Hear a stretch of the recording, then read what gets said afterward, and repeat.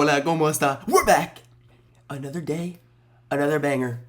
Today, we're yapping about the current MVP favorites.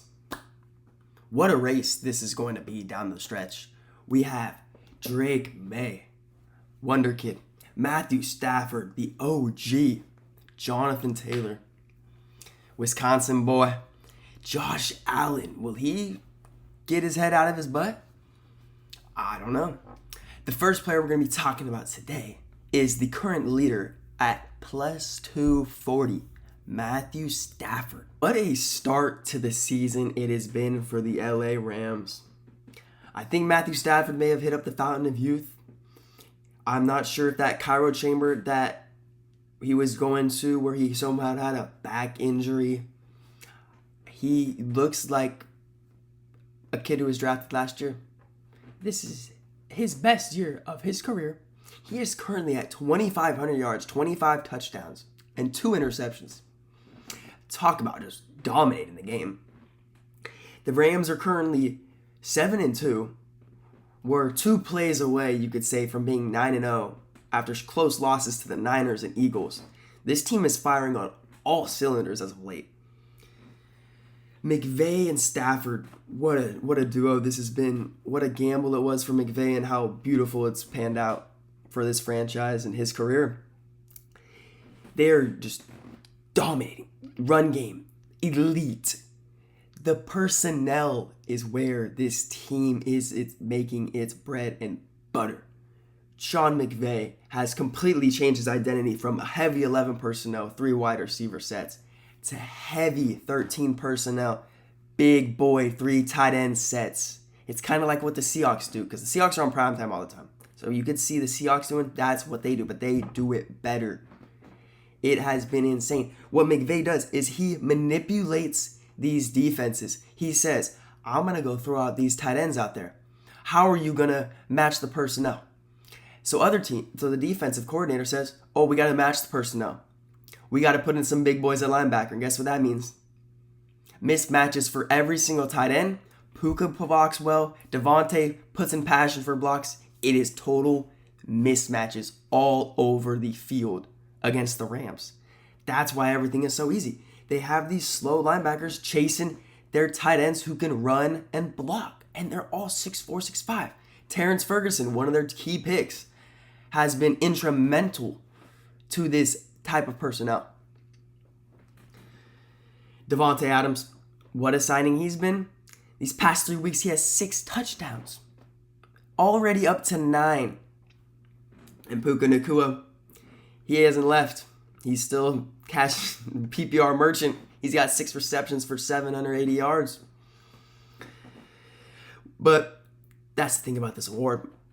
It's not going to be you win. You got whoever puts up the most stats in these last couple weeks is going to win between Drake Maye and Matthew Stafford, most likely. Because they both have games where you're going to see high tally points. You're going to see a high over-under total. Man, Matthew Stafford's on fire. The Rams are on fire. Got a big game this weekend against the Seahawks. The guy neck and neck with Matthew Stafford at this point of the year is the sophomore quarterback, Drake Maye. He's actually the favorite over Matthew Stafford after looking at it. He's at plus 230. I don't know how that's possible because Stafford is going to put up almost 50 touchdowns, I think. And he says way better game scripts. My money would be on Matthew Stafford. But we got to talk about what Drake Maye is doing in New England. It looks like Tom Brady reincarnated. This guy is so calm in the pocket. The way he steps up, feels pressure. And that's the thing. That was one thing that he struggled with last year, guys. Was his feel for the pocket. How many sacks he would take. The line wasn't as good last year. Taking a step up this year. Will Campbell looks like a great pick. Drake Maye. Dude, this guy is so... Man, he's just so fun to watch. He's already at 2,800 passing yards, 22 total touchdowns on 5 picks. He's leading the league in accuracy. He is a quarterback that when he wants to hit a spot, he's not missing that spot. He puts it where he wants to put it. It is insane. Josh McDaniels. What an addition he's been for this team, for Drake Maye.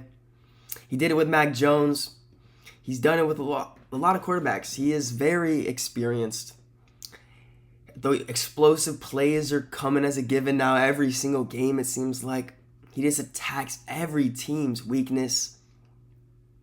And you see the improvement from singular players throughout the season. Look at Butte.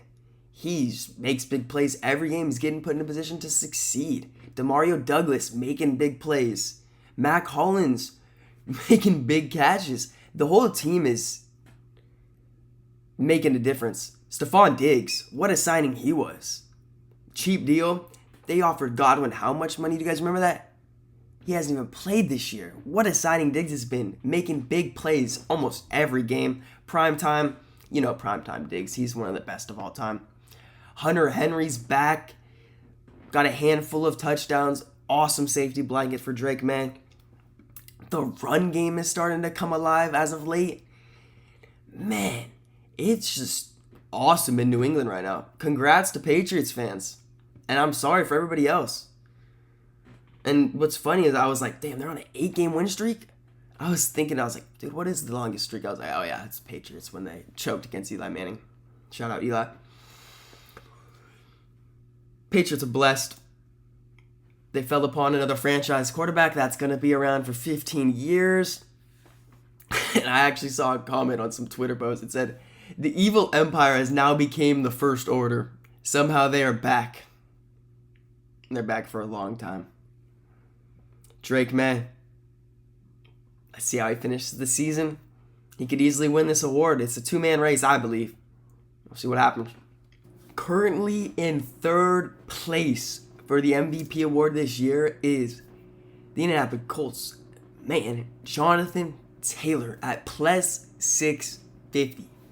The Colts are 8-2. They're kicking butt. On the back of Jonathan Taylor.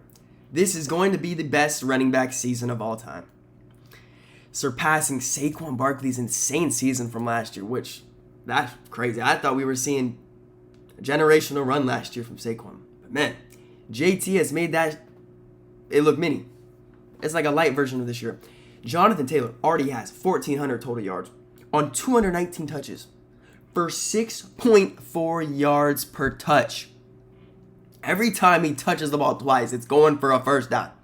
I don't know if it's sustainable, but he's already done it for half a season.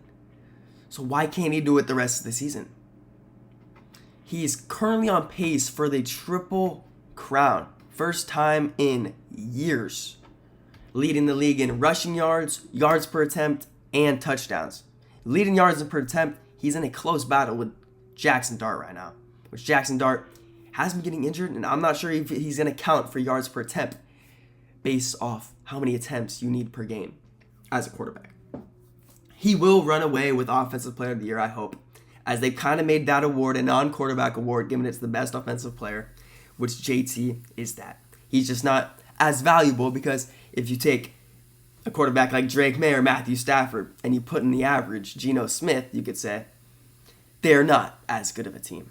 Compared to if you put JT in and you put an average running back, like let's say Tony Pollard, yes, they're not putting up these numbers, but it'd probably be half, if not 3/4 of that, based off how good this offensive line is. When you watch Jonathan Taylor run, you see those plays where, damn, Jonathan Taylor just pulled it out of his butt. He's the man. But there's also plays where, dude, a semi-truck could fit through some of these holes. That offensive line is back.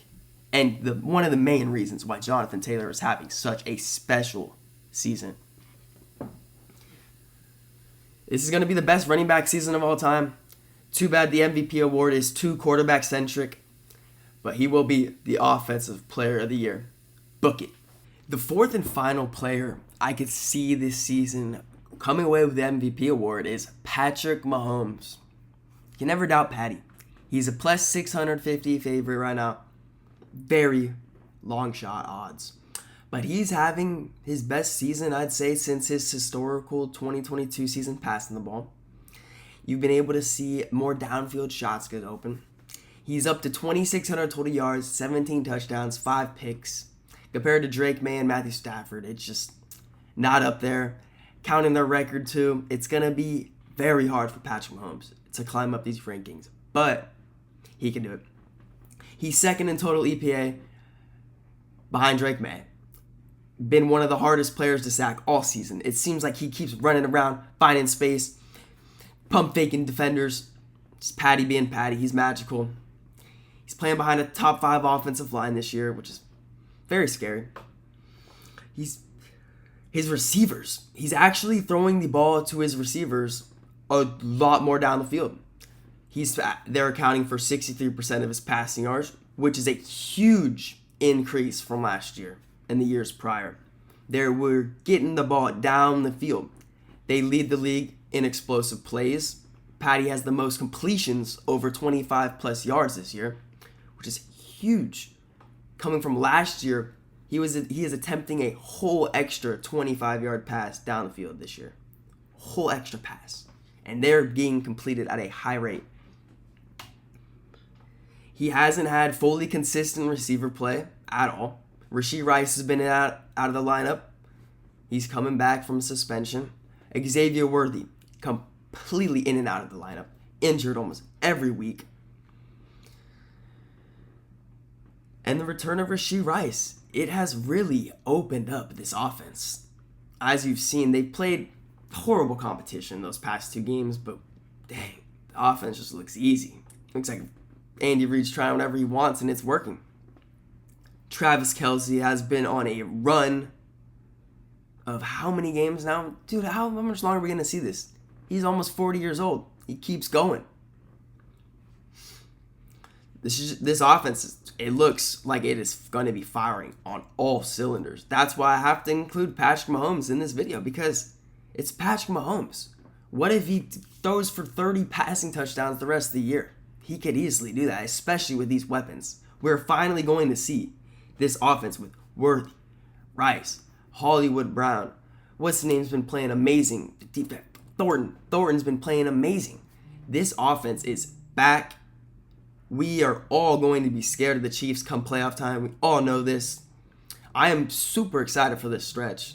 They're going to be so difficult to beat down the line. Let's hope they lose. I hate the Chiefs. I want y'all to let me know who's going to pull out this MVP. Like I've said, I think it's still a 2-horse race. And I do believe Matthew Stafford is going to pull this out. I don't see them stopping. Drake Maye, I think he's going to keep dicing up defenses, high completion percentage. But I think the running game is going to score more touchdowns. Let me know down below who's going to win MVP.